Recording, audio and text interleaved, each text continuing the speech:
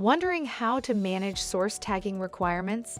Welcome to working with RFID in the healthcare supply chain.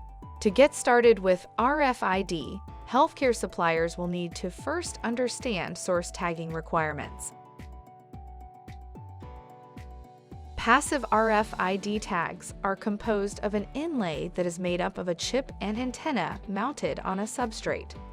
The inlay type is important to ensure the tag properly functions for the product and use case. For example, an inlay for a race car tire will be notably different than one for a package moving through the supply chain. There is not a single design that would be used for all products. Thankfully, there are standards and labs that evaluate specific inlays for a variety of products and applications. When moving forward with source tagging, you will want to be sure that your inlay has been tuned for the end user's application and approved by a certified lab if required for that application. Before embarking on a tagging program, be sure to clearly define the primary use case, the products that are impacted, and the environment the tags are expected to perform in. If the targeted use case is not intended for your company's benefit, there may be a need to work with your trade partners to understand their requirements. Examining these factors will help you understand which packaging levels will be impacted and help you identify what characteristics you will need from an inlay. Once you have determined the scope of products to be tagged, to utilize RFID, the intended packaging level will need to have an assigned Global Trade Item Number, or GTIN, and be serialized at that packaging level. In the diagram, the packing levels of the example products have either a check mark or an X. Packaging levels with an X do not have an assigned GTIN or have a GTIN, but the packaging level is not serialized. On the other hand, the packaging levels with check marks have both an assigned GTIN and are serialized at that packaging level.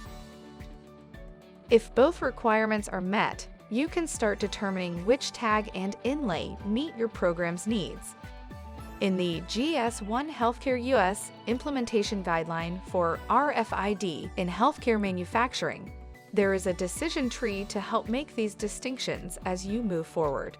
Once you determine a product line that you want to tag, the decision tree will guide you with specific questions to identify if the product or packaging level is appropriate for tagging. Let's review 4 different scenarios with the decision tree: the pill, the bottle, a case of product, and a pallet of product. The first decision will be to identify if the product or packaging level is a trade item or logistics unit. For the pill, it will be trade item. Next, you'll have to decide whether the item has a GTIN. If it does, you'll have to check if the item is serialized. If either of the criteria are not met, the item will reflect as out of scope. For both the bottle and the case, the first decision will be to identify if the products or packaging levels are trade items or logistics units. In this scenario, they are. The next question is, does the packaging level have a GTIN and serial number assigned to it? The bottle and case each do. Are the batch lot and expiration date required for your use case? For both configurations, these attributes are required. Since all the criteria are met, the packaging levels are considered suitable for RFID tagging. The last example is a pallet of product. Is the pallet a trade item or logistics unit? The pallet is a logistics unit. Is the pallet a partial case of homogeneous GTIN? It is not, and therefore out of scope. Next, we will look into the process of selecting the inlay type, which involves understanding how the tags will be used to meet the targeted use cases. The tagging needs of the supply chain are different from the needs at the patient bedside. This may mean tags intended to provide supply chain visibility may not meet the requirements of patient-centric workflows or environments. For both individual tagged units of product and cases, embedding the inlay in the label is the preferred method. Your company should be able to accomplish this without greatly disrupting existing processes. In many instances, updating your line printers will be all that is needed. For individual units of product, the variability of shape and content makes it imperative that you work closely with your label converter to determine the best inlay and placement for a given product. An accredited lab can help assess the right tag type and tag placement for your product in operations. The product identity data encoded in the RFID tag is commonly referred to as the Electronic Product Code, or EPC. The EPC logo indicates that an RFID tag that meets GS1 data standards is present. This helps to avoid confusion if supplemental downstream tagging occurs. Best practice is to mark cases with this logo.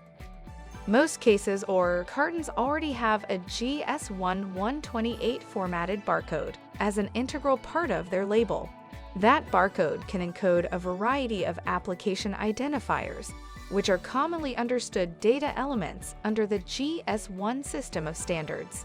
In this example, we see AI01, which indicates a GTIN or product identifier, AI17, which indicates an expiration date, AI10, which indicates batch lot, and AI21, which indicates a serial number. The same data encoded in the barcode can be encoded in the EPC. Many healthcare products, especially those subject to the Drug Supply Chain Security Act (DSCSA), have their information encoded in a GS1 data matrix barcode. This barcode is placed on the manufacturer-designated lowest saleable unit as required by law.